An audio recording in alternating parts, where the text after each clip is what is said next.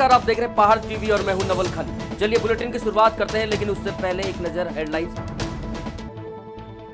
पहाड़ी इलाकों में बदला मौसम, आंधी तूफान के साथ हुई झमाझम बारिश। पौड़ी में बाढ़ प्रभावित इलाकों में 21 अप्रैल तक बंद रहेंगे सभी स्कूल और आंगनबाड़ी केंद्र, रात को कर्फ्यू जारी। चार धाम यात्रा के लिए 15 लाख से अधिक तीर्थ यात्री करा चुके हैं पंजीकरण, 22 अप्रैल से शुरू होगी यात्रा। प्रदेश में फिर धधकने लगे हैं जंगल, एक ही दिन में लगी 18 जगहों पर आग। पिछले 24 घंटे में प्रदेश में कोरोना के 139 नए मरीज, सबसे ज्यादा मामले आ रहे हैं देहरादून से सामने।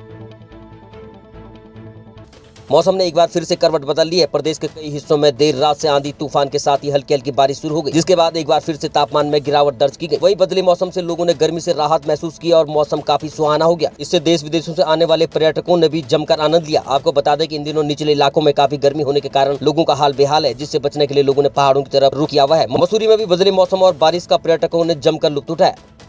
मौसम में हुए बदलाव से केदारनाथ में फिर से बर्फबारी और बारिश शुरू हो गई है। ये ताजा तस्वीरें केदारनाथ धाम से है, जहां देर रात से ही हल्की हल्की बारिश हो रही है। वहीं आपको बता दें कि आगामी 22 अप्रैल से 4 धाम यात्रा भी शुरू होने वाली है और बाबा केदार धाम के कपाट 25 अप्रैल को खुलेंगे। लंबे समय से भर्ती पेपरों में हो रहे भ्रष्टाचार के खिलाफ एकता विहार देहरादून में धरने पर बैठे बेरोजगार संघ के युवाओं को भी मौसम की मार झेलनी पड़ी। आपको बता दें कि बेरोजगार संघ के तमाम युवा बॉबी पंवार की अगुवाई में उत्तराखंड में हो रहे पेपर घोटालों की सीबीआई जांच के लिए देहरादून स्थित एकता विहार पर तंबू लगाकर लंबे समय से धरना दे रहे हैं। वहीं जब मौसम बिगड़ा और आंधी तूफान शुरू हुआ तो वहीं बेरोजगार संघ का तंबू भी उखड़ने लगा। वहीं बेरोजगार संघ का कहना है कि वे लोग जब तक उत्तराखंड में फैले भ्रष्टाचार के तूफान से बिना ही डरे हुए लड़ सकते हैं, तो इस मौसमी तूफान से भी लड़ेंगे और जीतेंगे। सुरेश सिंह, उत्तराखंड बेरोजगार संगठन से। आज हमारा सुबह सुबह यहाँ पर टेंट क्षतिग्रस्त हो गया है। हमारा आशियाना आज सुबह सुबह यहाँ से उड़ चुका है। जो भारी तूफान यहाँ पर सुबह सुबह चला, उसमें आज हमारा टेंट पूरी तरीके से क्षतिग्रस्त हुआ है। हमारे साथी यहाँ पर थे, वो साथी बाल बाल बचे हैं, क्योंकि यहाँ पर जो विद्युत का कनेक्शन था वो विद्युत का कनेक्शन डिस्कनेक्ट नहीं हुआ था। साथ ही साथ हमारे यहाँ पर पंखा चल रहा था, पंखे का स्विच भी ऑन था और एक बड़ा हादसा होने से टल चुका है। और अभी जो हमारा टेंट पूरी तरीके से क्षतिग्रस्त हुआ है, उसको हम दोबारा यहाँ पर बनाने के लिए एकजुट हुए हैं। हमारे साथी यहीं पर थे और कुछ और नए साथी हमारे साथ जुड़े हैं, जो यहाँ पर टेंट बनाने की प्रक्रिया शुरू कर चुके हैं।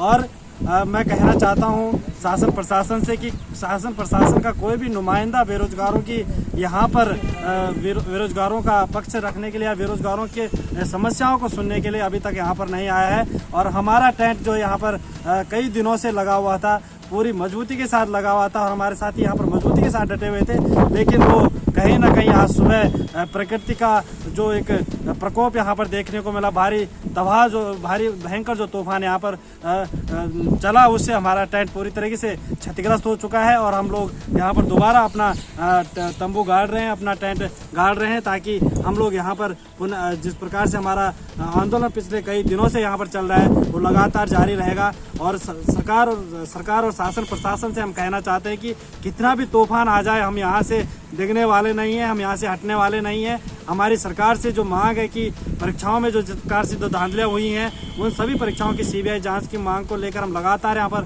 संघर्ष कर रहे हैं। हमारे साथी यहाँ पर रात दिन डटे हुए हैं और हम तब तक डटे रहेंगे जब तक ये हमारी मांग को स्वीकार नहीं किया जाता। सरकार कितनी भी वाहवाही लूट ले, लेकिन जो हकीकत है वो आज यहाँ पर आप लोग देख सकते हैं कि सरकार का कोई भी नुमाइंदा, प्रशासन का कोई भी नुमाइंदा आज यहाँ पर सुबह से लेकर यहाँ पर हमारे बीच नहीं पहुँचा है। और हम लोग यहाँ पर डटे हुए हैं, हम लोग यहाँ पर लगातार डटे हुए हैं और तब तक डटे रहेंगे जब तक शासन प्रशासन हमारी मांगों को स्वीकार नहीं कर लेता। हमारे समाज साथी बाल बाल सुबह यहाँ पर तूफान में बचे हैं, विद्युत का कनेक्शन डिस्कनेक्ट नहीं हुआ था और हमारा कई सामान यहाँ पर क्षतिग्रस्त हो चुका है। हमारे तिरपाल यहाँ पर कई फट चुके हैं, कई हमारे यहाँ पर राशन की सामग्री, जो हमारी खाद्य सामग्री थी, वो यहाँ पर इधर उधर छत विछत हो चुकी है।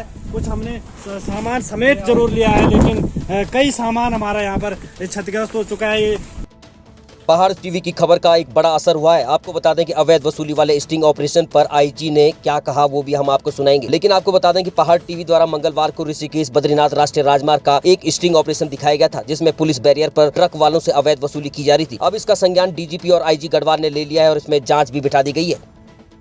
हाँ, कल आप लोगों के द्वारा जो प्रसारित सोशल मीडिया में डीजीपी सर के द्वारा भी अवगत कराया गया, तो उसको देखते हुए तत्काल उस वीडियो को डिटेल से देखा गया, तो यही 3-4 जगह चिन्हित होने की बात आई है, जैसे तपोवन है, ब्यासी है, बरसी है, और जवाब में CO स्तर से जांच होगी और सख्त कार्रवाई इसमें किया जाए तत्काल। उत्तराखंड सरकार ने नई आबकारी नीति बनाई जिसके मुताबिक शराब के 200 ml के पैक को ट्रेटा पैक में बेचने की योजना है। सरकार की इस नीति के विरुद्ध चंपावत निवासी नरेश चंद ने उच्च न्यायालय में एक याचिका दायर की और कहा कि सरकार की ये नीति पर्यावरण को नुकसान पहुंचाएगी, जो कि प्लास्टिक वेस्ट नियमावली के विरुद्ध है। इस याचिका पर उच्च न्यायालय ने इस ट्रेटा पैक की बिक्री पर अगली सुनवाई तक रोक लगा दी है। सरकार को 21 अप्रैल को इस पर जवाब देने के लिए कहा है कि इसका पर्यावरण पर क्या दुष्प्रभाव पड़ेगा। धामी सरकार की मंत्रिमंडल की बैठक में खाद्य, शहरी विकास, वित्त, राजस्व, शिक्षा से संबंधित विषयों पर महत्वपूर्ण निर्णय लिए गए। मुख्य सचिव SS संधू ने जानकारी देते हुए बताया कि कैबिनेट मंत्री ने एक कैबिनेट बैठक में 21 बिंदु पर फैसले लिए गए, जैसे 603 प्राथमिक, 76 उच्च प्राथमिक स्कूलों को उत्कृष्ट विद्यालयों के रूप में चयनित किया गया है, जिनमें हाईटेक सुविधा दी जाएगी। उपनल कर्मियों को हर महीने प्रोत्साहन भत्ता दिया जाएगा और होम स्टे पर सिर्फ ग्रामीण क्षेत्रों में ही सब्सिडी मिल पाएगी। पूरे प्रदेश में बाघों का आतंक बना हुआ है। ताजा मामला हरिद्वार के भील हॉस्पिटल का है, जहां देर रात के समय हॉस्पिटल के अंदर एक गुलदार घुस गया और पूरे अस्पताल परिसर में घूमता हुआ दिखाई दिया, जिसके बाद लोगों में दहशत का माहौल बन गया। वहीं सवाल ये भी है कि आखिर उत्तराखंड में इस तरह से गुलदारों का आतंक बढ़ने के बावजूद वन विभाग कोई ठोस कदम क्यों नहीं उठा रहा है। आपको बता दें कि पौड़ी में भी इन दिनों बाघ का आतंक छाया हुआ है, जहाँ कई लोगों को बाघ अपना निवाला बना चुका है, इसलिए पौड़ी क्षेत्र में कर्फ्यू जारी है। अब खबर चमोली से है, जहां ग्वालदम राष्ट्रीय राजमार्ग पर एक ट्रक सड़क किनारे दुर्घटनाग्रस्त हो गया, जिसमें 3 लोगों पर गंभीर चोटें आई, जिसकी सूचना स्थानीय लोगों ने पुलिस प्रशासन को दी। मौके पर पहुंची पुलिस की टीम ने घायलों को ट्रक से निकाला और 108 की मदद से प्राथमिक स्वास्थ्य केंद्र नारायणबगड़ ले गए, जहां पर घायलों का उपचार चल रहा है। आपको बता दें कि ट्रक हल्द्वानी से नारायणबगड़ ट्रांसपोर्ट का सामान लेके जा रहा था, जो कि कुलसारी से 2 किलोमीटर आगे पुरा के पास चट्टान से टकरा गया और दुर्घटनाग्रस्त हो गया। केदारनाथ धाम यात्रा को सुगम और सुव्यवस्थित ढंग से संचालित करने के लिए यात्रा के लिए विभिन्न विभागों द्वारा की जा रही तैयारियों और व्यवस्थाओं के संबंध में जिलाधिकारी मयूर दीक्षित और पुलिस अधीक्षक डॉक्टर विशाखा अशोक भदाने ने प्रेस से वार्ता की। उन्होंने कहा कि केदारनाथ धाम में शासन ने 13,000 तक की संख्या निर्धारित की है और यात्रियों को टोकन व्यवस्था लागू की गई है। पिछली यात्रा के अनुभवों को देखते हुए इस यात्रा में कई नई व्यवस्थाएं शामिल की गई। साथ ही बाहर से आने वाले तीर्थ यात्रियों से किसी भी तरह की ठगी न हो, इसके लिए साइबर सेल को ब्रीफिंग किया जा रहा है और यात्रा के दौरान जाम से निपटने के लिए अतिरिक्त पार्किंग स्थल भी चयनित की गए हैं। केदारनाथ धाम की यात्रा 25 अप्रैल से प्रारंभ होने जा रही है और उसके लिए हम लोगों ने पिछली यात्रा की समाप्ति के बाद से ही काफ़ी तैयारियां शुरू की थी और सभी डिपार्टमेंट्स के द्वारा जो उनको प्रोजेक्ट्स दिए गए हैं वो अब पूर्ण होने की अवधि में आ गए हैं। पिछले 15 से 20 दिन में अगर हम देखें तो काफ़ी बारिश केदारनाथ धाम में और नीचे के एरिया में भी हुई है, लेकिन फिर भी पिछले कुछ दिन, एक सप्ताह से जब मौसम खुला है तो हमने अपनी गति जो है कार्य को पूर्ण करने की उसमें बढ़ावा दिया है। और आप देखेंगे ट्रैक मार्ग से लेकर NH आदि की जो भी हमारा अप्रोच है उस सब पे लगातार कार्य चल रहा है और यात्रा से पहले उसको पूर्ण कर लिया जाएगा। पैच वर्क हो रहा है, ब्लैक टॉप भी हो रहा है और साथ ही हमारी जो ट्रैक मार्ग है उसमें टाइल्स रिपेयरिंग आदि का कार्य चल रहा है। इसके अलावा बिजली विभाग, पेयजल विभाग आदि के द्वारा जो स्टैंड पोस्ट हैं या फिर स्ट्रीट लाइट्स हैं उसका कार्य भी पूर्ण कर लिया गया है। घोड़े कच्चरों के लिए काफ़ी इस बार स्टेप्स लिए गए हैं ताकि उनकी स्वास्थ्य के प्रति और लोगों को जागरूक किया जा सके। हमारे वेटनरी डॉक्टर्स का रिक्रूटमेंट किया गया है और गर्म पानी की सुविधा भी बढ़ाई गई है और एनिमल क्रुएल्टी ना हो इसके लिए जन जागरूकता फैलाई गई है और अगर फिर भी कोई करेगा तो उस पर हम विधिक कार्रवाई करेंगे।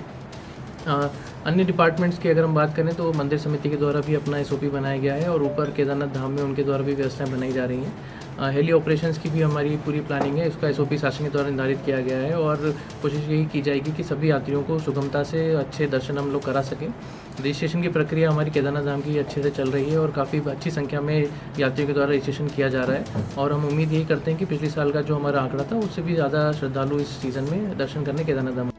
यात्रा में जो है हमारी लोकल पुलिस की जो है लगभग 450 फोर्स जो है वो अपॉइंट रहेगी। साथ ही इसमें हमें बाहरी डिस्ट्रिक्ट से जो है कुछ फोर्स मिलने वाली है। इसके साथ ही जो लोकल में हमारे 3 COs हैं वो अपॉइंट रहेंगे, साथ 9 इंस्पेक्टर और हमारे लगभग 27 जो है सब इंस्पेक्टर और ASI जो अपॉइंट रहेंगे। अब खबर विकासखंड मुनस्यारी से है, जहां प्रस्तावित 10 गांव में वाइब्रेंट विलेज प्रोग्राम के अंतर्गत 3 गांवों को चयनित किए जाने की मांग को लेकर पंचायत प्रतिनिधियों ने क्षेत्रीय सांसद केंद्रीय पूर्व राज्य मंत्री अजय टमटा से मुलाकात की। सांसद को ज्ञापन सौंपकर इस मामले में तत्काल प्रभाव से कदम उठाने के लिए भारत सरकार से बात करने का अनुरोध भी किया गया। विकासखंड मुनस्यारी के जिला पंचायत सदस्य जगत मर्तुलिया ने क्षेत्रीय सांसद अजय टमटा को विकासखंड धारचूला के चीन सीमा पर बसे गुंजी गाँव में वाइब्रेंट विलेज प्रोग्राम को शुरू करने पर आभार भी प्रकट किया। अब खबर देहरादून से है, जहां 12 अप्रैल को देहरादून के प्रेम नगर में एक वृद्ध महिला को उसके घर में ही किसी अज्ञात द्वारा गला रेत कर हत्या कर दी गई थी। पुलिस ने शव को पोस्टमार्टम के लिए भेज दिया और जांच शुरू कर दी थी, जिसका खुलासा पुलिस ने कर दिया है। पुलिस ने आसपास छानबीन करके पंकज शर्मा नाम के आरोपी को प्रेमनगर से गिरफ्तार कर लिया। जानकारी के मुताबिक मृत महिला लोगों को पैसे उधार देने का काम करती थी। आरोपी पंकज इसी मोहल्ले में परचून की दुकान चलाता था। आरोपी पर बैंक का कर्जा भी था, जिसे चुकाने के लिए आरोपी महिला से उधार मांगने गया तो उसने मना कर दिया, जिसके बाद आरोपी ने शराब पीकर महिला का गला पास में रखे चाकू से रेत दिया और मौके से फरार हो गया। इसमें हम लोगों ने 6 टीम अलग अलग पासपोर्ट डिवीजन अपने के दृष्टि उसमें लगभग 350 कैमरा फुटेज का देखा गया और दिल्ली, उत्तर प्रदेश, उत्तराखंड के कुछ जनपद यहाँ हमारी टीमें गई। कल फाइनली सायंकाल रात को जो है लगभग 8:15 बजे के लगभग जो इसमें जो अभियुक्त है पंकज शर्मा बंटी, ये वहीं बिल्डिंग नंबर 1 प्रेमनगर जहाँ पर घटना घटी है उसके पास से रहने वाला है और इसलिए बेसिकली लगभग 15,000 10,000 का लोन और 5,000 जो अपने बच्चे के घर से तो चुकाने की जिस अरेंजमेंट को करना था उसके करके उसके उधार मांगने गया था। 11 तारीख को मृतका के पास सुबह भी गया, शाम को भी गया, 4:30-7 के बीच दोनों टाइम मृतका ने मना किया और उसी बात पर शराब के नशे में था। उसी बात को लेकर के रजिस्ट्रेशन विषय में आकर के उसने मृतका का जो है जो सब्जी काटने वाला जो चाकू होता है उससे उसका गला देने के बाद जो है उसको जब बहुत सारा खून पर पड़ा तो उसके बाद परेशान होकर के वहाँ से भी निकल गया। घटना और भी कार्य करता लेकिन वहाँ पर पीछे होकर के वहाँ से निकल गया। इस पूरे प्रकरण में जो भी रिकवरियाँ हैं, एक तो ऐसा है कि जो खून आलूदा इसके कपड़े हैं, टी-शर्ट और जीन्स, को हमने रिकवर किया। घटना के बाद एक पानी पिया उसने कांच गिलास में, तो फिंगरप्रिंट युक्त से जो है हमने कांच गिलास को बरामद किया है। एक जब घटना के बाद इसने जो है जो झटका पर्दा होता है उसमें हाथ पहुँचा, तो वो खून आलूदा हमने जो है वो पर्दा बरामद कर लिया है। उसी के दिन जब घटना जिस दिन घटी थी पुलिस टीम हमारी गई थी तो वो चाकू में हमारे पास है खून आलूदा चाकू, भी हमने बरामद कर लिया है। और घटना के बाद ये बड़ा विचलित था, अपने परिवार को लेकर के ऋषिकेश भी गया। ये बहुत अच्छा एक वर्कआउट हुआ है और उसमें बहुत सारे एंगल लेकर के हम चल रहे थे, लेकिन CCTV फुटेज और फुटेज के बाद जो उससे हरकतें की और कुछ हमारे मुद्दे में सूचना करी, उसके आधार पर हमने इसको अप्रेंड किया। ये मामला वर्कआउट हो गया है। इस पूरी टीम को मेरे तरफ से 15,000 और IG रेज साहब की तरफ से 30,000 का इनाम भी घोषित किया जाए। क्योंकि वो पहले एक काम भी करती थी और कुछ इसके अकाउंट्स भी हैं, अकाउंट्स में कुछ हैवी ट्रांसफर हुए हैं उसका। चारधाम यात्रा के मद्देनजर कर्णप्रयाग प्रशासन, पालिका, पुलिस और खाद्य निरीक्षक की संयुक्त टीम ने कर्णप्रयाग के होटलों और ढाबों का निरीक्षण किया। इस मौके पर उन्होंने होटल व्यवसायियों से यात्रा मार्ग पर सभी होटलों और ढाबों पर रेट लिस्ट चस्पा करने के निर्देश दिए और रेट से अधिक और मिलावटी सामान न बेचने की भी हिदायत दी। उन्होंने कहा कि यदि यात्रा मार्ग के दौरान कोई भी व्यक्ति नियमों का उल्लंघन करता है तो उसके खिलाफ सख्त कार्रवाई की जाएगी। चारधाम यात्रा शुरू होने जा रही है, जैसा आप जानते ही हैं, तो इसी के दृष्टिगत हम सभी होटल और रेस्टोरेंट का निरीक्षण कर रहे हैं।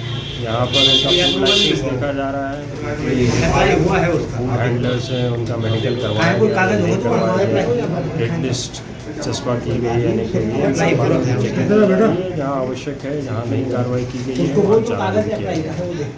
अब खबर डोईवाला से है, जहां डोईवाला तहसील की ग्राम पंचायत जीवनवाला के फतेहपुर में आबादी से सटे क्षेत्र में लगे तमाम स्क्रीनिंग प्लांट पर आने वाले खनन सामग्री से भरे वाहनों के कारण उड़ रही धूल से ग्रामीणों का जीना मुश्किल हो गया है। आपको बता दें कि कई बार शासन प्रशासन और स्क्रीनिंग प्लांट मालिकों से शिकायत करने के बाद भी ग्रामीणों की सुध नहीं ली जा रही है, जिसके बाद ग्रामीणों ने फतेहपुर में धरना प्रदर्शन शुरू कर दिया। उड़ती धूल से राहत दिलाने की मांग करते हुए ग्रामीणों ने कहा कि इस धूल के कारण हमारे बच्चे और बुजुर्ग महिलाएं बीमारी की चपेट में आ रहे हैं, जबकि हमारे पालतू पशुओं के साथ ही खेती और पीने का पानी और नहर का पानी भी दूषित हो रहा है, लेकिन शिकायत के बाद भी कोई कार्रवाई नहीं हो पा रही है। थापा है।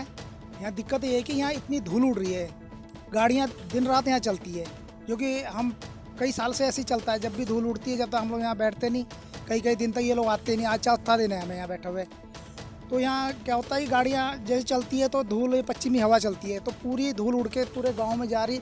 ना तो हम कपड़े सुखा सकते हैं, ना कोई राशन सुखा सकते हैं ताकि पिसाने के लिए, जैसे बाहर सुखाते हैं उसके ऊपर धूल जम जाती है। और यहाँ पेड़ पौधे जितने भी हैं आप हाथ लगा के देखिए, पूरा धूल ही धूल है। और बुजुर्ग हैं जो बच्चे, इतनी दिक्कतें हो रही है क्योंकि खांसी हो रही है तो धूल उड़ रहा है। हम सुबह जब उठते हैं तो पूरा अंधेरा छाया होता है यहाँ पे। हम जब बाहर निकलते तो ऐसे हो जाता है कि बुरा हाल की सांस लेना भी मुश्किल हो जाता है क्योंकि धूल उड़ता है। हम तो ये चाहते हैं कि जो पुरानी रोड है, ये जो आपका ITI में पुराना चल रहा है वो चले, यहाँ ना इन्हें पानी के लिए हम इन्हें कभी बोल ले ना कुछ, क्योंकि इन्हें दिक्कतें हो रही कि हम यहाँ रोक रहे हैं। हम इसलिए रोक रहे हैं कि पानी डाल लें। और पिछले बार भी इन्होंने ये कहा था कि हम दिसंबर से पानी डालना शुरू करेंगे। अब ये देख लीजिए, अब अप्रैल आ गया और पानी नहीं डाल रहे, चौथा दिन यहाँ बैठे हो गए। मेरा नाम रमनदीप सिंह है, यहाँ से वार्ड सदस्य हूँ, फतेहपुर वार्ड नंबर 5 से। सर हमें दिक्कत यह है कि यहाँ धूल बहुत ज़्यादा होती है, जिससे कि गांव वालों को बहुत दिक्कतों का सामना करना पड़ रहा है। यही रोड है जो हमने तकरीबन 1.5 साल पहले बनवाया था। इसको खनन माफियाओं के भारी भरकम डंपरों के वजह से टूट रहा है बिल्कुल ही। इसका इसी पे इतनी धूल हो रही है कि दूसरे भी गाड़ियों में बहुत दिक्कत हो रही है। अब खबर चमोली जिले के पोखरी से है, जहां CKS फाउंडेशन पोखरी ने भिकोना हाई स्कूल में छात्रों को आगे बढ़ाने की दिशा में कार्यक्रम का आयोजन किया। वहीं ग्राम प्रधान धीरेन्द्र राणा ने फूल मालाओं के साथ CKS फाउंडेशन के प्रेसिडेंट पूर्व IAS CK शर्मा का भव्य स्वागत किया। वहीं शर्मा ने कहा कि हमारे फाउंडेशन का उद्देश्य ग्रामीण क्षेत्रों के बच्चों को आधुनिक उपकरणों से सुसज्जित कंप्यूटर मोबाइल वैन के माध्यम से निःशुल्क शिक्षा देना है, ऑनलाइन लाइब्रेरी उपलब्ध कराना और गरीब छात्रों को पढ़ाई के लिए छात्रवृत्ति देना है, जिससे छात्रों का बेहतर भविष्य बन सके। CKS फाउंडेशन का असली ध्येय ये है कि जो गांव के बच्चे हैं, दूर दराज गाँव के बच्चे हैं, उनको हम शिक्षा दें, उनको हम तकनीकी शिक्षा दें, उनको हम तैयारी कराएं GOG के एग्जाम के लिए। हमने लाइब्रेरीज खोली हैं और कंप्यूटर सेंटर जहां हम उनको कंप्यूटर की शिक्षा देते हैं, ताकि वो उनका भविष्य उज्जवल हो, अच्छी नौकरी उनको मिल सके। खबर सितारगंज से है, जहां आगामी त्योहार ईद शांतिपूर्ण ढंग से संपन्न कराने को लेकर सितारगंज तहसीलदार जगमोहन त्रिपाठी की अध्यक्षता में शहर के गणमान्य लोगों के साथ एक बैठक का आयोजन किया गया, जिसमें लोगों द्वारा पुलिस को भरोसा दिलाया गया कि ईद का त्योहार बड़ी ही अमन और चैन से मनाया जाएगा। साथ ही सितारगंज पुलिस ने सभी से अपील की कि ईद के त्योहार को बड़ी शांति के साथ मनाएं। साथ ही उन्होंने कहा कि ईद के त्योहार में अशांति फैलाने वालों के बारे में पुलिस को तुरंत सूचना दे, ताकि पुलिस अशांति फैलाने वालों के खिलाफ तुरंत कार्रवाई कर सके। आज ईद के संबंध में आने वाले 22 या 23 को संपन्न होगी, उस संबंध में इस क्षेत्र के मौजूद लोगों को, जिसमें दोनों फरीक शामिल हुए, उन्होंने कुछ सुझाव दिए हैं और हमारी तरफ से भी पानी और साफ़ सफाई और ट्रैफिक इस संबंध में हम लोगों को फैसिलिटेट कराना है। और अच्छे से माहौल में ये अमन कमेटी की मीटिंग संपन्न हुई है। सभी ने हमें भरोसा दिलाया कि सब सहयोग करेंगे और इस त्यौहार को अच्छे से मनाएंगे। अब खबर विधानसभा सहसपुर से है, जहां मसूर तुला इंस्टीट्यूट में अवैध खनन की कार्रवाई की गई। आपको बता दें कि इंस्टीट्यूट ने बिना परमिशन के ही बेसमेंट को खोद दिया और साथ ही भारी मात्रा में मिट्टी का भंडारण भी इकट्ठा कर दिया, जिसकी शिकायत जब विकासनगर तहसीलदार को मिली तो राजस्व विभाग की टीम के साथ मौके पर जाकर बड़ी कार्रवाई की गई। तहसीलदार ने बताया कि इंस्टीट्यूट के द्वारा अवैध खनन किया गया है, जिस पर कार्रवाई की जा रही है। वहीं इंस्टीट्यूट के रजिस्ट्रार से जब बात की गई तो उन्होंने फोन पर जवाब देते हुए कहा, हम किसी भी बात का जवाब मीडिया को नहीं देंगे, न ही मीडिया से कोई बात करेंगे। उनके इस रवैये से साफ जाहिर होता है कि कहीं न कहीं बड़ी चोरी हुई है, जिसके बाद इंस्टीट्यूट बचने की कोशिश करता हुआ नजर आ रहा है। हमको क्षेत्र से सूचना मिली थी कि तुलाज इंस्टीट्यूट के अंदर कुछ खनन की गतिविधियां हो रही हैं, जिसके क्रम में हमारे द्वारा कल स्थलीय निरीक्षण किया गया और स्थलीय निरीक्षण में पाया गया कि उनके द्वारा इंस्टीट्यूट के अंदर एक बेसमेंट की खुदाई की गई थी, जिसके संबंध में हमारे द्वारा परमिशन मांगी गई, परंतु उनके द्वारा कोई परमिशन नहीं दिखाई गई। तो इसको अवैध खनन की गतिविधि मानते हुए हमारे द्वारा नापजोख कर ली गई है और जो मिट्टी उन लोगों के द्वारा कॉलेज के परिसर में डंप की गई है, उसका भी सुपुर्दगी उनको दे दी गई है तथा इसमें रिपोर्ट हमारे द्वारा बना ली गई है, जो उच्च अधिकारियों को प्रेषित की जा रही है। अब खबर रामनगर से है, जहां विश्व प्रसिद्ध जिम कॉर्बेट नेशनल पार्क में बाघों ही नहीं बल्कि जलीय जीवों की गणना भी की जाती है। वहीं कॉर्बेट नेशनल पार्क में चल रही जलीय जीवों की गणना संपन्न हुई। इस बार इनकी संख्या में कॉर्बेट प्रशासन ने बढ़ोतरी की उम्मीद जताई है। आपको बता दें कि विश्व प्रसिद्ध जिम कॉर्बेट नेशनल पार्क जलीय जीवों की संख्या भी पाई जाती है, जो कि अच्छे पर्यावरण की पहचान मानी जाती है। आपको बता दें कि यहाँ कॉर्बेट पार्क से गुजरने वाली रामगंगा में घड़ियाल, मगरमच्छ और उदबिलाव की मौजूदगी है। आपको बता दें कि 2008 में कॉर्बेट में 50 मगरमच्छ थे, लेकिन 2020 में मगरमच्छों की संख्या में बढ़ोतरी हो गई है, जो कि 145 तक पहुंच गए। वहीं घड़ियाल की बात करें तो 2008 में 109 ही घड़ियाल थे, जो कि 2020 की गणना में घटकर कुल 75 हो गए। वहीं उदबिलाव 2008 में 74 थे, जो कि 2020 की गणना में 133 हो गए। वहीं 2022 में गणना की बात करें तो 2022 में मगरमच्छ 165, घड़ियाल 96 और जबकि उदबिलाव 142 पाए गए थे। देखिए, प्रतिवर्ष की भांति इस वर्ष भी कॉर्बेट टाइगर रिजर्व में जलीय जीवों की गणना की गई। इसके लिए विशेष रूप से ट्रेनिंग आयोजित की गई और 3 दिन का ये कार्यक्रम चला था। मार्च के दौरान में गणना की गई। अभी इनके आंकड़ों का एनालिसिस का काम किया जा रहा है। जल्दी इससे रिलेटेड जो भी आंकड़े आएंगे वो सबके सामने होंगे। पूर्व में 2022 में इनकी गणना हुई है। इसमें क्रोकोडाइल्स हमारे पास लगभग 165 क्रोकोडाइल्स हैं, घड़ियाल 96 हैं और 145 ऑटर्स पाए गए। हाँ बिल्कुल, इस बार पूरी उम्मीद है कि इनकी संख्या में कुछ न कुछ इजाफा हुआ है। कालाडूंगी जिम कॉर्बेट संग्रहालय में जिम कॉर्बेट की 68वीं पुण्यतिथि पर उन्हें याद किया गया। कॉर्बेट ग्राम विकास समिति और संबंधित वन रेंज अधिकारी और ग्रामीणों ने जिम कॉर्बेट को याद करते हुए उनकी मूर्ति पर माल्यार्पण किया। ये कार्यक्रम जिम कॉर्बेट संग्रहालय में आयोजित किया गया। कॉर्बेट ग्राम विकास समिति के अध्यक्ष राजकुमार पांडे, सचिव मोहन पांडे और कॉर्बेट की जीवनी पर प्रकाश डालते हुए उनके जनहित के कार्यों को उपस्थित लोगों को विस्तार से जानकारी दी। जो है हमारी सत्ता कॉर्बेट ग्राम विकास समिति ने जो है उनकी पुण्यतिथि मनाई है। इसमें गाँव के लोग और हमारा फॉरेस्ट डिपार्टमेंट और इसके अलावा स्थानीय लोगों ने इसमें प्रतिभाग किया। तो पुण्यतिथि मनाने का ये था कि कॉर्बेट की आज भी बहुत सारी विरासतें यहाँ मौजूद हैं, जिसकी वजह से लोग उनको यहाँ बाहर से सैलानी इसको देखने आते हैं। तो हमारे लिए एक रोज़गार का जरिया भी है और हमें गर्व है कि जिम कॉर्बेट साहब यहाँ रहते थे और उन्होंने यहाँ के लिए बहुत सारे काम किए, चाहे फॉरेस्ट से संबंधित कार्य हो या लोगों की मदद करने से संबंधित कार्य हो, तो उन्होंने बहुत सारी मदद की थी। तो वो हमारे लिए काफ़ी अच्छी बात है। आगामी 30 अप्रैल को इस माह के अंतिम सप्ताह में प्रधानमंत्री नरेंद्र मोदी के मन की बात का कार्यक्रम का 100वां एपिसोड होगा, जिसको लेकर भारतीय जनता पार्टी भव्य तरीके से इसको मनाने जा रही है। भारतीय जनता पार्टी के प्रदेश अध्यक्ष महेंद्र भट्ट ने मीडिया से बातचीत करते हुए बताया कि 30 अप्रैल को प्रधानमंत्री मोदी का 100वां कार्यक्रम होगा, जिसे पार्टी स्तर पर भव्य स्वरूप देने की तैयारियां चल रही है, जिसमें पार्टी की कोशिश है कि प्रत्येक बूथ पर 100 लोगों के साथ इस कार्यक्रम को सुना जाए। एपिसोड भव्य बने, इस दृष्टिकोण से हमने तय किया कि प्रत्येक बूथ पर हम इस कार्यक्रम को करेंगे। और इस बार कार्यक्रम का स्वरूप जहाँ बूथ स्तर पर साथ साथ विभिन्न क्षेत्रों के अलग अलग जो प्रमुख लोग हैं उनके साथ भी हम मन की बात को सुनेंगे। हमने तय किया कि पूर्व सैनिक या अर्धसैनिक बलों के बीच में मन की बात सुनी जाए, तो हमारे सांसद तीरथ सिंह रावत जी से वो उसमें रहेंगे। इसी प्रकार संत महात्मा हैं, हरिद्वार ऋषिकेश बड़ी संख्या में, शांति कुंज है हमारा, बाबा रामदेव जी का है, हमारे प्रमाण निकेतन है, तो उनसे भी आग्रह करें कि वहाँ भी मन की बात का कार्यक्रम हो। इसके साथ साथ उत्तराखंड के अनेकों हस्तियाँ हैं, जैसे बसंती बिष्ट हैं, नरेंद्र सिंह नेगी जी हैं, प्रीतम बर्तमान जी हैं, हम आग्रह करेंगे ये भी किसी न किसी बूथ पर मन की बात के कार्यक्रम में रहें। इसी प्रकार से फिल्म जगत के उत्तराखंड के अनेकों लोग हैं, उनको भी अलग अलग बूथ पर निमंत्रण दे रहे हैं। प्रत्येक निमंत्रण हम देंगे और ऐसी प्रतिभाओं के साथ बैठकर जहाँ हमारे बूथ के कार्यकर्ता मन की बात को सुनेंगे। तो और हमने तय किया है, हमारा प्रत्येक विधायक, प्रत्येक सांसद, हमारा नगर पालिका के अध्यक्ष हैं, महापौर हैं, हर स्तर का कार्यकर्ता किसी ने एक बूथ पर हम तय करेंगे।